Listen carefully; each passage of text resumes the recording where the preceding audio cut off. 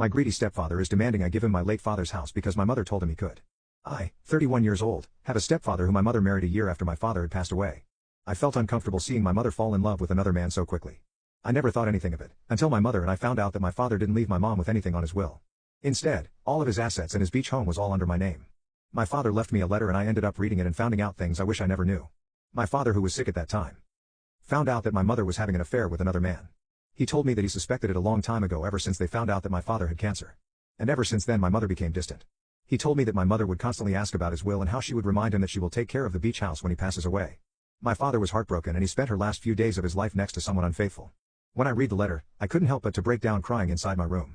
I wish I should have been there for my father. And the more I cried, the more I felt anger and hatred for my mother and my stepfather. When my mother found out that she was left with nothing, she started flipping the tables and started screaming, asking why she wasn't left with anything. It was clear that my mother only cared about my father's assets, and not for him. I decided to leave my hometown and cut ties with my mother and her mister. I decided to move to my father's beach house, where I would try to start over. I've always worked from home, so moving to another area was never a problem. It wasn't until recently I got a text message from my stepfather.